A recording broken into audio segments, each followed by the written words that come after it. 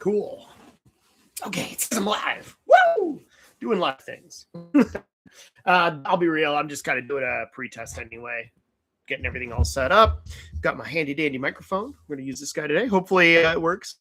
For those of you that are going to jump in right away, obviously there's a bit of a delay, so we'll see. Ooh, I get to do all the sharing and things and stuff. No, not that share things. Where is it? Aha, there it is. Let's go here. Where has my Discord gone? Go. Boom. Upcoming events. If I share this and copy it like that, I'm going to paste it. I'm going to paste it like that. There we go. Boop. Did that work? Cool. I'm live. At all the... Oh my gosh. Stop doing that. All the miniatures and at I play lots of things. Where's I play everything? I play everything. Woo! Bingo bongo. Cool. Link. All right. Today is going to be interesting. We got lots going on. Go.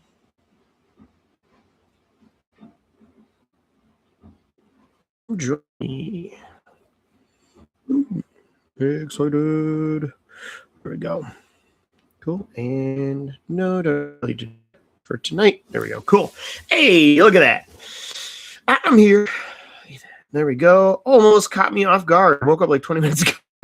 Notifications. Nice. Yeah, it was a little bit last minute, a little impromptu, but that's how it goes. Those of you that don't know, the store was closed today. A lovely staff meeting, but it all went well. We're really excited to get things going for next time. Not next month, but the month after that. I just wanted to catch up with you guys, see how things are going post Nexus Ultima. Definitely one of the better events. Oh, and I'm already being invaded by Kitty. Yes. Say a little something into the microphone. Or not. That's fine. How you doing? Doing good? I hear the internet loves cats. Okay. I'm going to sit you over here. See if you're going to be a good friend or if you're just going to be a butt. She really likes to just kind of walk around and nibble on my elbow when I'm not looking. So it's getting close to dinner time for her. So we'll see. Building my space wolves for the next event. Nice. I actually busted this out of my basement. That's right. Eldari boarding actions. I got this when it first came out, and I was super excited because the new Jane Czar was released in it at the time. I'm pretty sure this came out in 9th edition, so it's like over 4 years old. But that's cool. The new kill team at the time, the coordinators were. I was like, these guys are super cool. I'm going to do my Eldar eventually. So I snagged that. I pulled that out today. I was at the store. I grabbed the Void War bases because, believe it or not, the next event is going to have some boarding actions in it. So I've busted out my 500 worlds for Vegas. We're going to use some of the rules out of that. It's going to be pretty interesting. So, yeah, I've got a lot ahead of me. Building up a whole new army, working on the next narrative events, and I am still working. Oopsies, knocked the microphone around on my Votan stuff. I actually have got my second Hecaton Land Fortress up and ready to go, and I built up some more of the Ironkin. There we go. These little guys. I just got the base up for them, and I'll have some close combat. So, been looking into the Void Scarred box set. Yeah, it's a cool one, man. I like it. Wonder how many termites I can fit into a list. A lot. There's actually, if I remember correctly, in the boarding actions book, there is a complete detachment is just Terminators, which is pretty cool. So Tomb World terrain rules. Yeah, we're gonna be using those. That's for sure. I do have a complete set of the Void set. So for boarding actions, that's like the kind of usual or standard set. And then I also have 2 of the kill team sets, which I've been working on slowly painting up. And then we also got another one for the store. So yeah, I got assembled. That should give us 3 or 4, because I can't remember if I have another boarding action set in the basement. but with a few boarding action sets. We're definitely going to have 2 Necron ones and 2 of the standard to be playing on, and we will be using those rules. The head takers as well. Yeah, yes. I have that detachment on my desk right now. Desk right now. Okay, dyslexia, but I've got it. I know the Tomb World. I see. Oh, Steve's got a ton, man. Steven's got way too many. I'll talk to him to see if we need more, but it would be definitely something if we can get as much done. Really, what I want to do, and this is where it's going to be a total pain in the butt. Cat in the box. I want to magnetize my set so it can actually very easily swap in and out in between the different things. I also do still have the, oh my gosh, Zone Mortalis from Forge World, the original fiberglass tiles when those came out. I'd love to do something with those too, but we'll get there. One other thing I did decide on is I snagged this today as well. That's right. I'm gonna bring back some flyers. We're going to do some flyer actions as well, because in order to do boarding actions, you got to get onto the ships. How are you going to get there? You got to use flyers. So we're going to have some fun with that too. I think it's going to be super cool. So hopefully Romus and a few of the others are out there. Get their flyers out too. I got to magnetize and build my Saturnine. Yeah, good idea. The Saturnine set's awesome. It's super good.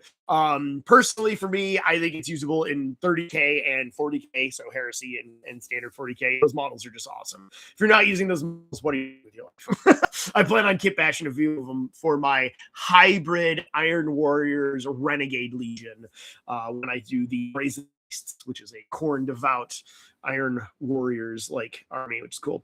Boarding actions doesn't need magnets, according to the people who haven't built it. It doesn't. Correct. It is rather snug fit. It's just one of those things where I would like to just slap big old 8mm magnets in it.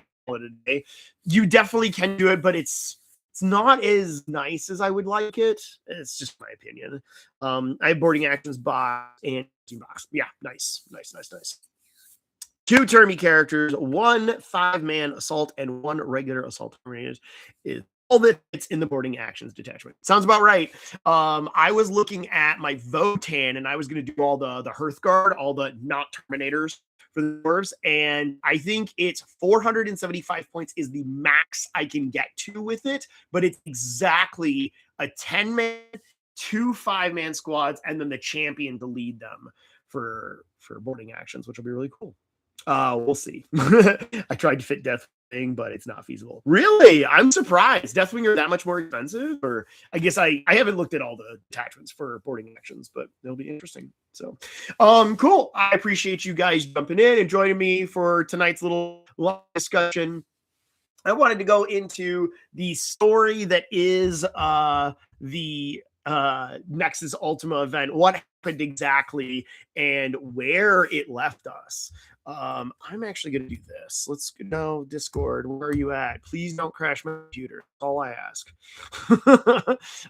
Sean was awesome over the weekend while we were there running around trying to make sure everyone games in and playing and have a good time. He was taking a ton of notes. I think he took like 3 or 4 pages worth of notes, which is awesome, and wrote us up some really cool lore for the Nexus Ultima end of it. And what I wanted to do was go back, read through some of it, and let people know what's going on. So, boop, I'm going to click on my Google Documents. The ending. That's right, folks. We're here. We're at the end. So it'll be interesting. Let's see. Got a mag. Yeah, I read that. Not feasible. Wait a minute. My math may have been based in knights and not in regular death. Ooh, okay, cool. Yeah, Deathwing Knights are shield based, so those guys are a little bit more expensive. Would be really cool to see them in boarding actions, but maybe that's not their place, narratively speaking. I don't know. Never rode alongside a Dark Angels army, so next 40K narrative, I'm bringing the Chaos Knights. Nice. Yeah, that's actually that Ethan and I kind of started to discuss was if you have an army but you don't have, or that army doesn't have boarding actions rules, right? Like knights, what do you do? Or we take allies and stuff. And I realized that actually might be a really cool solution to this. So people can bring Imperial Knights and Chaos Knights and some of these big armies or have that big battle game. But then who do you got running amok inside the boarding actions, right? Which will be really cool. So then Imperium or Chaos affiliated boarding actions associated with the Knights? Maybe. I think we should do it. I think it'll be cool. I think we could even find some reasons why maybe not direct Imperium could be working there. Because Speed Knight calls, yeah, baby. I think so sick. I hope that comes out in time for this event. I really do. Because that is going to be so cool. We could do a Knight Joust table. There's just too many ideas I got going on. Turbo Speed Lance, let's go! he's gonna throw that sucker across the table. It'll be cool. Okay, all right. Let me get focused here.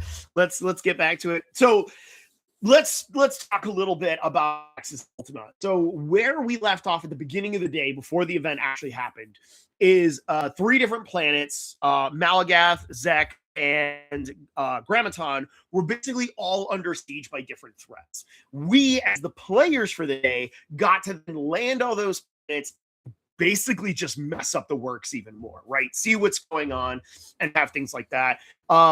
We know that there was a bit of an orc invasion on the desert planet of Malagath. Zek, we saw the Necrons really wake up, but a lot of damage was done on that planet, which made things interesting. And then Grammaton had the 2 different cult type activities going on, lots of chaos, lots of Tyranid manifestations and things like that. But at the end of the day, that's not really what mattered. As part of it, we got to play the part as the 3 architects of fate, destruction, and authority. Basically, the overarching powers that were pulling on the planets in this game of tug of war. And what ended up happening is in the first round, we had quite a bit of just discord, right? Everyone hit the tables, the battles were going on, and really what was going on, it was a tug of war. It was kind of this 3-way pull. And so we saw fate and authority pull a little bit more. They got a little bit more damage. They managed to grab a couple more of the little key areas and things like that. And it left the rest of the fate archetype and destruction kind of hanging in the wind. Authority really started to pull away in that first one. And then in the second round, almost every destruction player just annihilated everything. I think it might have been a clean sweep. There were 5 different, no, hold on. Short 1. So there were 6 or 7 destruction players, and they numbered fate and authority. And in the second round, they won every single game. The only exception to that was the Eldar fate, which was Preston, sneaky Eldar taking out characters. That's right. Is the only one that did not get annihilated, but every other table destruction just kind of waved across, right? And as part of that, we ended up doing damage to the planets, which is cool because this wasn't actually part of the original discussion that Sean and I had. We actually had very much these 2 to 3 paths that we kind of had on each based on certain checkpoints. And what we realized really quickly is that it was just all bedlam. It was mayhem just unleashed. So here's the stories that we've got so far. If you haven't had a chance to read it, I'm just going to kind of narrate it now for you. So pick it up on Malagath. The Orcish speed hammered into the diamond miles of Malagath with no mercy and less restraint. Herds of squig hogs and mash squigs rammed into the walls of the conclave Rana like an angered tide. Snowcap burned black from the Protheum burns, charred vehicles as forces clashed, heedless to the damage done to the planet. Necrons of various dynasties skittered across the sands, meeting forces of space wolves and high-powered guns of the Tau aligned crew warriors. A band of 1,000 Suns ran aloof of a burrowing swarm of Tyranids, and their positions overrun by ravenous hordes. The violence only heightens the aggression of the Greenskins, leading to a trio of squig smashing through the walls of Conclave Rana. While their void shields failed to ignite, Beast Boys and ramshackled vehicles poured into the streets of the reckless abandon, reveling reveling in the storm of bloodshed. As the conclave burned, the violent celebration of the orcs drew more of their kind. Warships ripped free from the warp and loosed their own hordes. The impacts of the rocks and artillery batteries shook the planet before something finally fell loose. A black spire erupted from the north pole of the desert, calling to its brethren. So we had a lot of damage that happened on that planet. For those of you that were right at one of the tables with the big gates, and on that is where we had this kind of back and forth. One person on one side of the gates, the other person started on the other side of the gates, and you kind of had to force your way through. That was actually the one table that I got to play on, which was really cool. I did play against Alan and his Thousand Sons. That was an awesome game and came down to the last point, which I think was super cool. But because the large amount of damage there, when we got into our third and final round, that's when I started dropping in these different pieces, right? That were doing that undread that was going around and really knocking people around with that. So it was cool to see that kind of pick up in this. And so now we have this big black spire that has erupted out of the ground, and we don't really know what it is. Let's see. That was because Preston beat me, fellow Fate player, 90-0 second round. Yeah, that'll happen. That'll happen. That was the other cool thing about this event, that you guys were not on teams. You got to play against whoever you wanted to. It made it kind of interesting, and it let fate decide, right? So I think that was really cool. I only played against Fate players, I think. So you're just fighting off each other. There we go. Let's Siphon primary mission. Really screwed me in beta. Yeah, that one's an interesting, man. Like that's a real tough one, because you, as the defender with Siphon power, you start with 50 points, and then your opponent has to try to take those points away from you. It's a really cool mission, but that's one that I think if I had given it a little bit more thought, would either have been left out as a choice, or would have been a mandatory choice, and with certain, like, be less just deployment, things like that. Hindsight's 2020. I still think it was cool. It was nice to give defenders, though, a quick, easy, hey, it's not an easy win. And that was the way we determined some things, which was really cool. All right, let's go on to the next planet. So we're on to Zek. So on planet Zek, the worm ways underneath the mining world of Zek were alight with green flame. Necrons, sensing the invasion of their tombs, began to awaken in numbers never before seen. They marched against the Leagues and the Imperial, unleashing every terrible form to reclaim the world to their own. World Eaters, searching for death and plunder, were met with the fires of the Sorartas Retributors. Gee, I wonder who that was. But they were not stopped by the flames. Iron Warriors hunted for mysterious prize, but were overwhelmed by the Carcharodon's Astra in the vicious encirclement. Death Guard troops found themselves backed into the corner as the Hive Splinter fleets unleashed a Tyrannocyte as they faced the massing hordes at their front.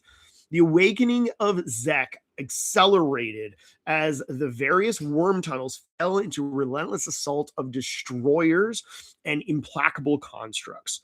Cryptex moved to their last resort and awoke the great complex beneath. The planet shook as the massive fortress erupted from Earth, shattering the supply lines of the local company. Ripped free.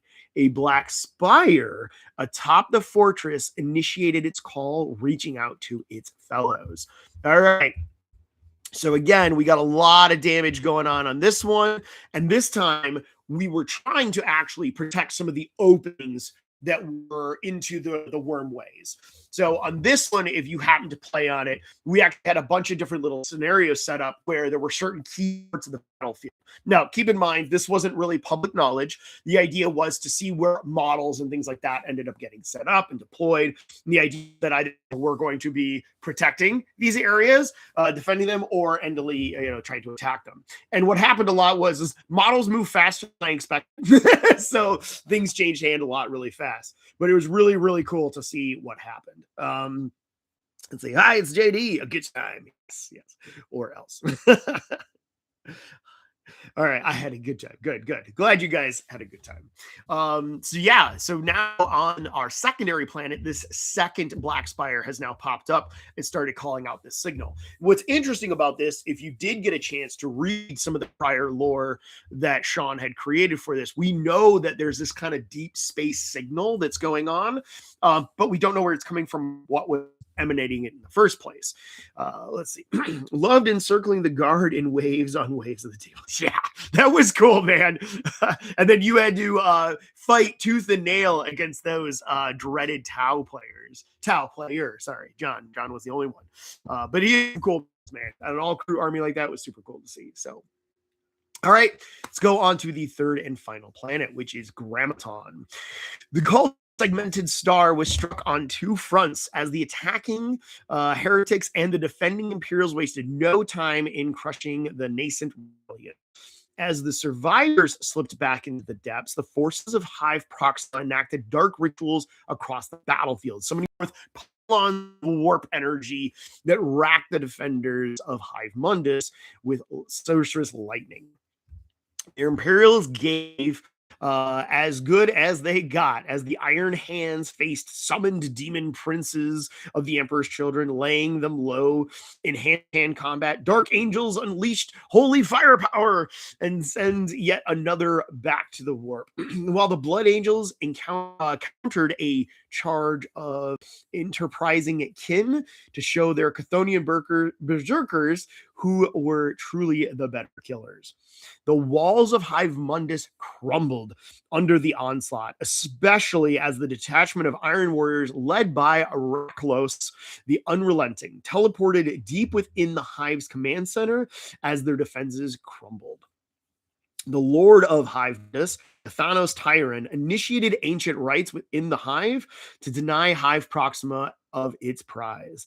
The spire of the Hive began to collapse as safeties were disengaged, sending the cream of society into the depths in a last bid to kill their enemies. The whole of Hive Mundus slid into its own grave as it crumbled from its weight. This left an archaeotech structure pointed into the sky, and it steadily awoke at the call from space. Boy, I could just totally picture this as the Lord of the Rings, you know, when the final tower falls, breaks, cracks, and shatters across. So it was pretty interesting. Let's see. Hager got his revenge for Esteban 5 on those nasty Imperial Emperor's children. Nice. That's cool. Glad you guys had some good fun with that. So in the third planet, we actually had another massive scuffle and a kind of a last-ditch effort. We see what's his title here? Lord of Hive Mundus and the Thanos Tyran. So he's the one that go ahead and basically is like, boop, hit the button. We're going to self-detonate, cracked everything. And as the whole hive started to drop within itself, it was actually the Black Spire underneath that was then revealed, which is cool. So each planet has one of these Black Spires on it, and it's all now basically sending and receiving some kind of a signal. And we got what is the final little name in here, the darkness. So space buckled, it cracked like a mirror before shattering like glass.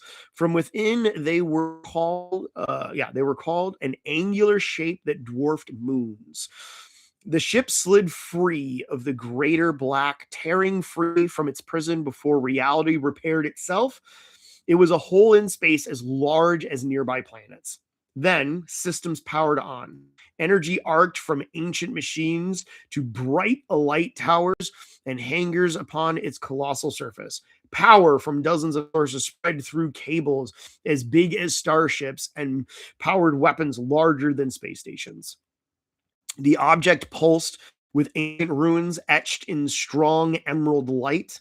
Ships pulled free from hangars, descending upon the subsector that had called it the Dawn of Midnight. Great planet ship of the, I'm going to butcher this name, Trakrepta dynasty awoke from its slumber. All would bow before the Pharaon of the endless dark. all would serve or all would die. So we got it. A big, nasty ship from the Necrons ended up ripping through the warp, answering the call to these 3 towers. Maybe this ship was what was sending the signals in the first place, and now we're getting the calls back. But in between the 3 planets, we now have a massive planet-sized ship, and Necrons are descending within the subsector. So now all hands on deck. Everyone has got to start work on defending their territory, attacking what they can, and claiming resources where it's needed. I could definitely see some alliances popping up on this, whether they be long-term or short-lived is to be seen, which I think will be really cool. So yeah, that's the narrative. That's the story that we have so far. I think it is super cool, and I cannot wait to get into more of it. But I've got some homework that I got to do as far as rules implementation and things like that, and I would just love to hear more from you guys. So from here, we did end up putting out a little survey. I was hoping that people would fill that out, give me some kind of feedback. I'm always looking to improve things and make minor changes or big changes if need be for upcoming events and stuff like that. That really helps drive what we do and why we're able to do these different things. Without you guys participating in these events and giving feedback, right? There's not a lot to this. So let's see, where did we post that? I know I had, maybe it was under store announcements. Store announcements. Yep. No, we were closed. There's our announcements about the painting contest, which is awesome. Definitely get to see some key characters pop up there. All right. Well, I'm going to have to find that link in a little bit. I would love to have shared that with you guys. Let me see if I can do this without absolutely crushing my computer's ability to think, because I can already hear it starting to sweat buckets and push harder than it needs to. Let's see. There we go. Nice. Okay. What's this? Nice. Do you plan on using the boarding actions list building rule? Yes, I'm going to be using just exclusively the boarding actions book itself. That way we have our 1 or 2 detachments and then the rules to build those. So we will be playing out of that directly. I don't want to do too much of a modification just because it's going to be a lot to learn anyway. Speaking of which, I am doing a learn to play for boarding actions. If you want to learn how to play boarding actions, I do too. So we can always do more events. I'll do more learn to play, stuff like that. i.e. the units it tells you are available. Yep. Would love to take Rangers. Yeah, I was gonna say I don't think Rangers are available in the Eldari boarding actions, but don't quote me on that. I actually haven't looked at it. I know it's really kind of boiled down to like 1 or 2 types of small boarding action armies or crews. So let's see. Here we go. If it's staff, we got 2026. It was February, and it was a Warhammer activity. There we go. This is the guy. If I click on you, and I say share, and I say share, and then I say copy link, will you let me copy link? There we go. Cool. All right. And I will go ahead and post that in there. If you guys could, if you got to participate in the Nexus Ultima event, click on that little document for me and give me some feedback on it. It would be awesome. Might be Eldar in the new Maelstrom book. Oh, that's true. I didn't even think about that. We literally could have more boarding action stuff inside that Maelstrom book. I was just going to say, now's going to be a good time to make sure you get a copy of 500 Worlds. We're definitely going to be using that. I know I got Maelstrom on the way. I'm going to be getting that. You get Guardians or Wraiths pretty much. Nice. Well, Guardians are fun. Wraiths are good. Nice unit of Wraith Guard and Wraith Blades walking around inside of a boarding action. That's no joke. But let's see what else we get. It'll be really cool. So yeah, big things for me is takeaways. This type of event that I did is what you can expect from the next of our Nexus events. The next event I did coin as Xenoifica. I know that was such a cool and original name. But let's see. I got the one I want. Yeah, there you go. The event format, though, that is the thing that I plan on copy and pasting for a lot of what we're going on. You know, it's going to be 3 rounds. You know, you're going to get to play in 3 different sectors or 3 different formats of play. What those missions are and what your army list build looks like is going to be what's different. So I hope you guys enjoyed that. I know that was incredibly unique and different, and I would love to hear your feedback on that. Mostly guys that the Void Eldar aren't there. Yeah, you're talking the Corsairs, right? These. Yeah. I don't know. That's kind of interesting. I'm curious because I do have the older books. Maybe they didn't carry them over, but I'm not really sure. It would be interesting to know. So, yeah, they aren't a boarding action list. That's so strange. So strange. Yeah, I'm not sure why that is. I'll look over the older ones It's the 9th edition ones where they broke them up into like 6 books and brought them out. And that's when Jane's Arth got read. So, and they're even in the box. This is boarding actions. So, yeah, I don't know. Who knows? One that I will be doing this next time. So I was actually talking about it with a couple of people earlier today. I actually had one of my friends message me, was like, "Hey, you still got a lot left for this weekend's event?" And I was like, "What are you talking about?" He's like, the Warhammer event you're running." I'm like, "You mean the Nexus Ultima event that happened on Sunday yesterday?"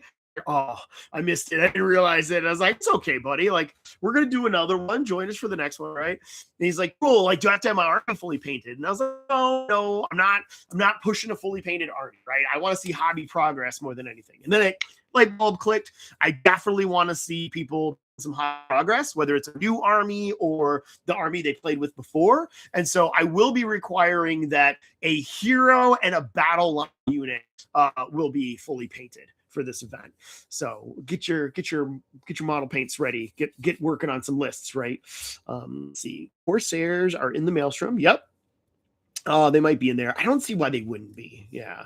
I was so excited to use Dread as a character like 9th. Yeah, good. I'm glad to hear that, man. I wanted to bend minor rules, right? Make it really fun and interesting. I think that was super cool. And yeah, it'd be real interesting to see how things go in the future. Yeah, that's pretty much it. I wanted to go over the narrative, talk a little bit. I know I did want to mention the date.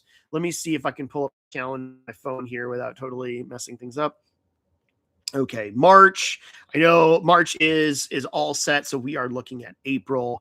Actually, Adepticon is all the way through to the 29th, so that's good to know. So we're looking at probably the 11th or the 18th, something like that. What is this? What do I? Oh, okay, cool. So we already got looks like a heresy event. Otherwise, I could always do it on a Sunday again. I did want to try to do a Saturday this time around, and see if we can get some other players that way. Actually, that's another thing I really put in there. What did you guys think about having it on a Sunday? Was that a big deal, or was that still workable for you guys? Obviously, I mean, there was like 29 there out of 30 players, which was nuts. So I'd love to see that. Otherwise, I am looking at like the end of the month, probably on Saturday the 5th is not a terrible option either. It gives us plenty of time to work on things. I'll probably shoot for that. I think I'm going to put the 25th. I think that'd be really good. And see how things go from there. Yeah, let's see. Sunday worked really well, but Saturday would be fine too. Cool. Good to know, right? I know it's a weekend. It's not like I'm asking you guys to come in on a Tuesday, right? I do want to make the events fun and as accessible to as many people as possible.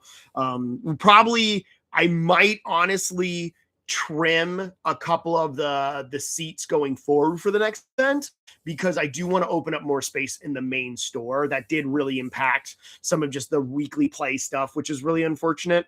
I want to make sure that all of my customers are heard and listened to. So I do want to try to put some importance on that. So I will be announcing in our Discord when the next tickets will be going live, so that if you are for sure really wanting to go, you can make sure to jump in and get your ticket before we sell it out. It may sell out almost instantly, though. We have a lot of people in our Discord, so I just needs a heads up. Any day works. You are awesome. I appreciate it. This event and the random doubles are the most Fun events. Yes. Really makes the game so much different. Cool, man. That's awesome. One of the other ones I wanted to do was a random doubles coming up. Just something where you randomly get paired up. You get to play with a couple of friends, right? Play some games throughout the day. There's not a lot of hard level competitiveness to it. And I'll be real, and you guys tell me what you think, but I really appreciated the 1,500 points or less. I still think 1,000 points is like just barely lacking from being a well-played and balanced game. I feel like maybe if the table size was a little bit smaller, that would make 1,000 points feel better because it just feels a little swimmy at times. But man, I really like 1,500 points right now. That is my sweet spot. Should we try to use the same army for the next event or mix it up? Mix it up, bro. What you want to do? I know I'm going to continue working on my Votan, but I'm going to be starting my Corsair Eldari army so I can do boarding actions with it. And I think kind of like what Ethan has been bringing up, I would love to have some narrative reasons why we have two different forces, right? We've got, maybe I play by for the main games, the 1,000 point and the 1,500 point, but for the boarding actions, maybe I just do Eldari, right? That would be kind of cool. I think that would be really sweet. So I love the 1K, the 1.5K format, much quicker games.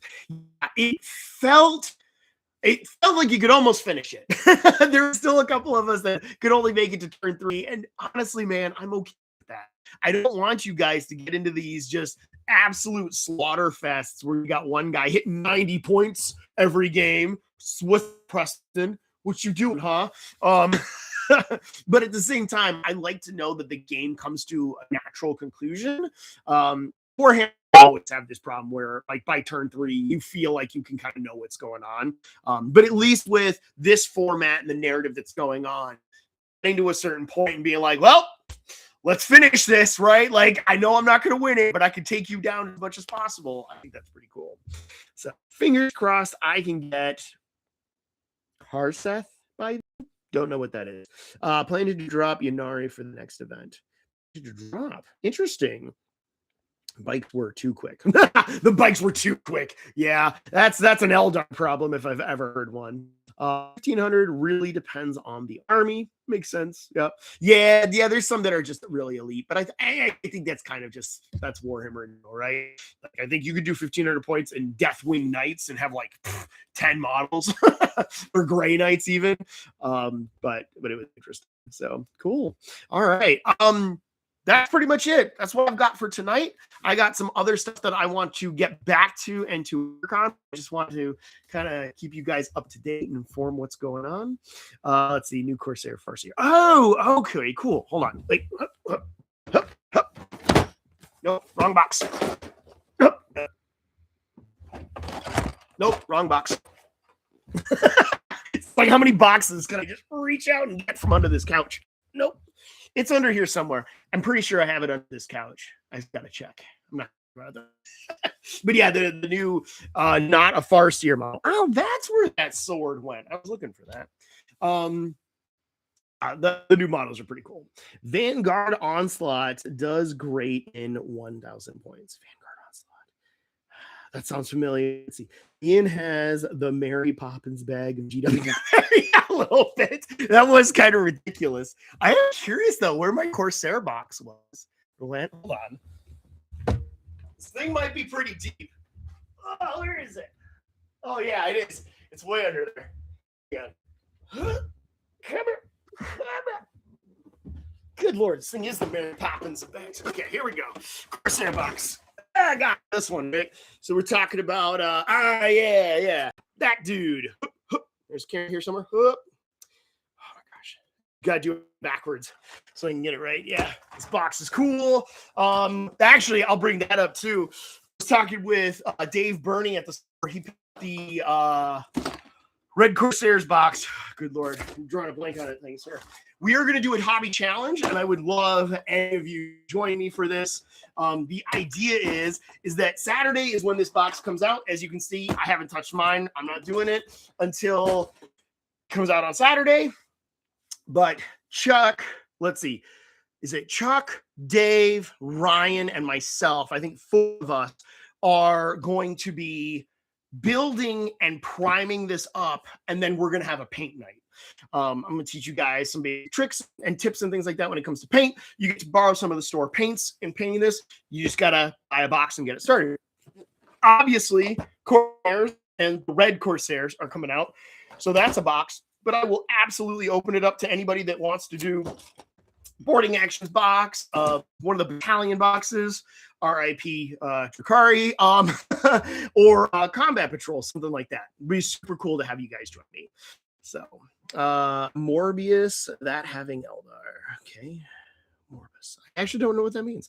If I can, I will be there and snack. Awesome. That sounds good. I want to see as many players as can. Again, the whole point of this hobby challenge, though, is to give us a reason to build and get our models primed and start putting paint on models. Let's start that new army. Let's start the next chapter of our next event, right? Let's keep the energy going. I think it'll be cool. Cool. All right. I think that's it.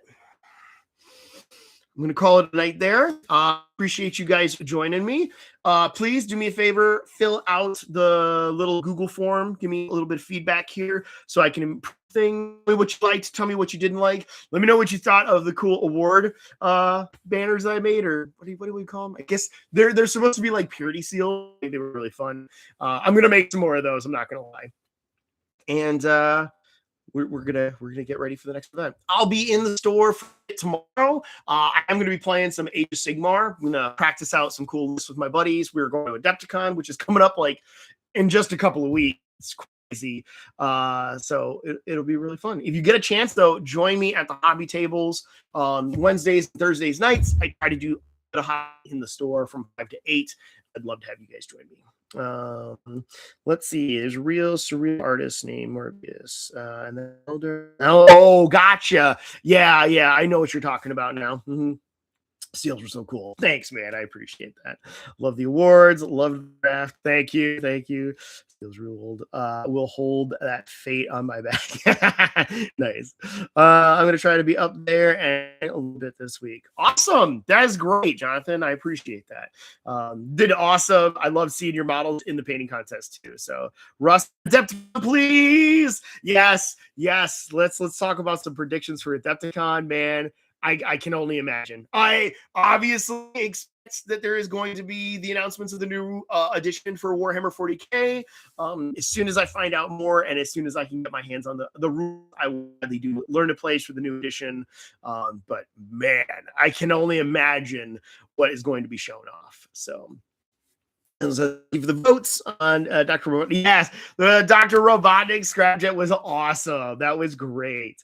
I did my hobby challenge last month. This month, I'm sticking to making a big boat and kit bashing my lieutenant. Nice. Well, I'm not sure what the big boat is, but I like a kit bash lieutenant. I'm down to see that. And by all means, show off what you're working on. So cool. All right. I'm going to go this time. I mean it.